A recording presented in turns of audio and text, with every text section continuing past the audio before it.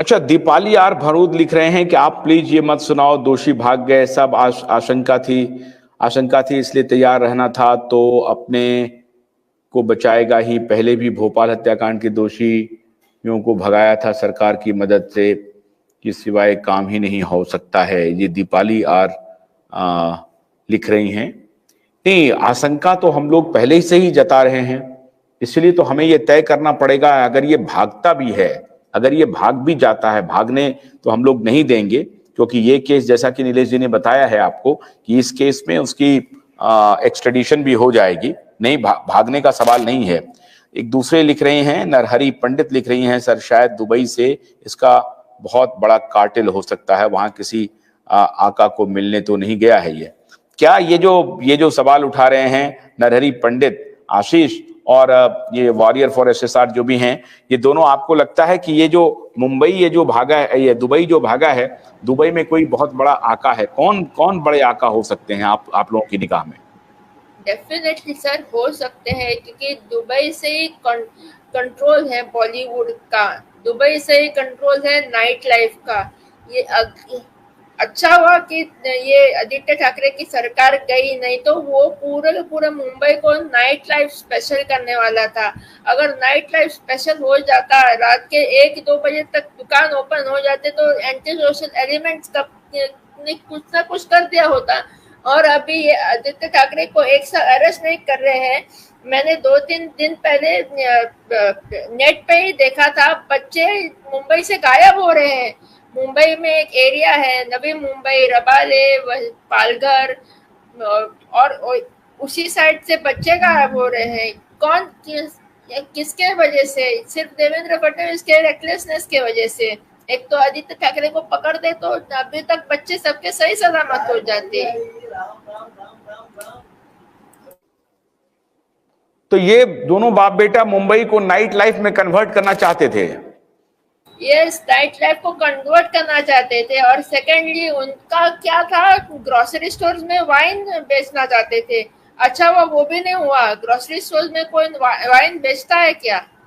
Wine, liquor वो किराना stores में लाना चाहते थे। बहुत बहुत प्रेशर आया, वो उनका सरकार गया, ये सब अनहोनी होते हुए बच गई। हमारे एक दर्शक कह रहे हैं कि आशुतोष जी, मोबाइल टावर लोकेशन पहले से ही पुलिस के पास है, इसमें जांच करने की क्या बात है?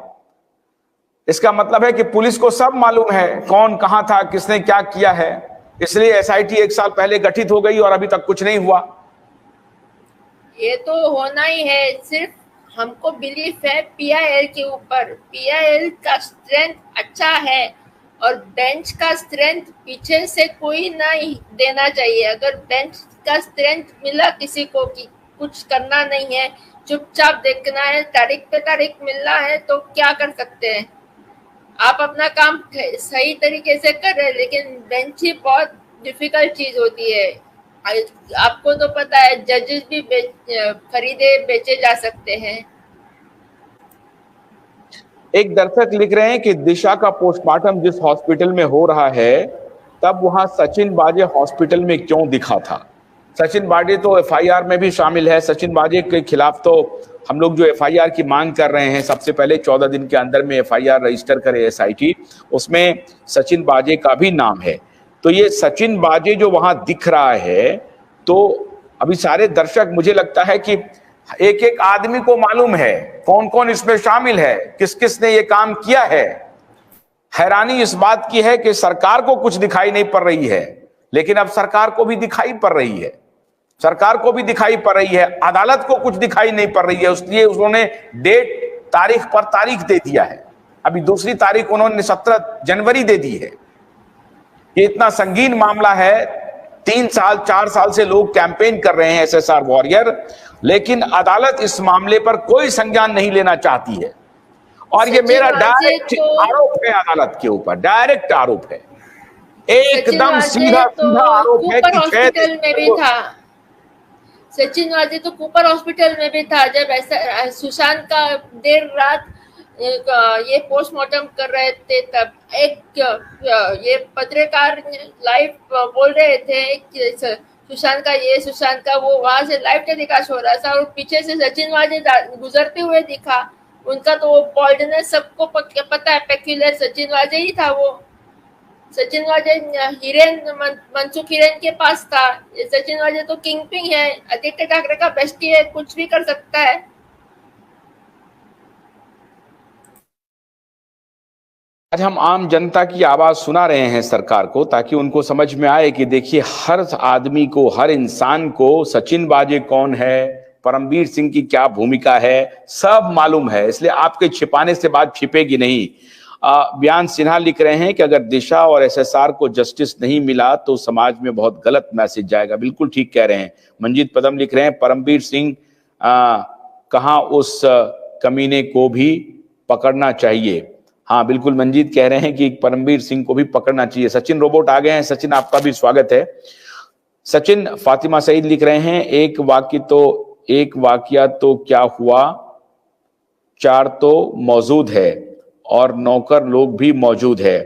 ये ठीक कह रहे हैं। अच्छा, ये जो एसएसआर फॉर वॉरियर एसएसआर हैं और अभिषेक और सचिन, ये अब जब दिशा साल्यान की इंक्वायरी खुलेगी, जो कि अब खुल ही गई है, जब एसआईटी का गठन हो गया है और अब नाम की घोषणा भी होनी है, तो क्या आपको लगता है सचिन और विशाल चुग मुंबई से जुड़ रहे हैं? विशाल, आप पहली बार जुड़ रहे हैं हमारे साथ। विशाल, कुछ बोलना चाहते हैं? बोलिए एसआईटी के बारे में। हेलो आशुतोष जी, हेलो सचिन भाई, अभिषेक भाई,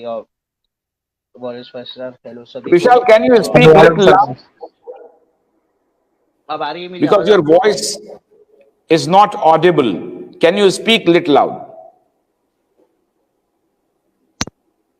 विशाल, आवाज आपको? हाँ यस आ रही है, बोलिए।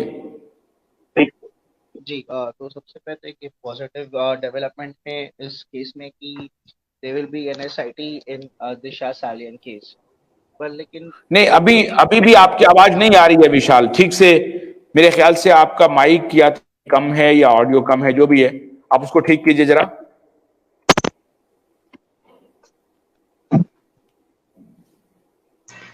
एंड आशुतोष जी, एक बात हो रहा है कि नितेश राणे ने अभी इंटरव्यू की है।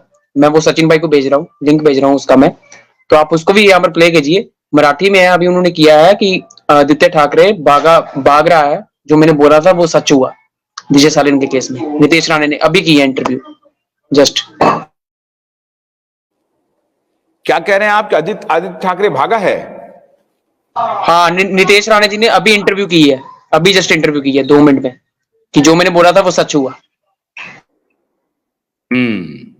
वो आपने भेजा है? बिल्कुल सचिन भाई को भेजा है मैंने। भोलानाथ का ब्रश कटर एक बैटरी चालित मशीन है जिसका चार्जिंग समय 3.5 घंटे है। यह 6 से 8 घंटे के प्रभावशाली संचालन समय का दावा करता है, जिससे यह एक बार चार्ज करने पर 16,000 वर्ग फुट गेहूं या चावल के खेतों को कुशलतापूर्वक काट सकता है, जबकि इसका पेट्रोल समकक्ष व्यक्ति उसी कार्य के लिए 1,000 रुपए मूल्य का पेट्रोल खर्च करता है।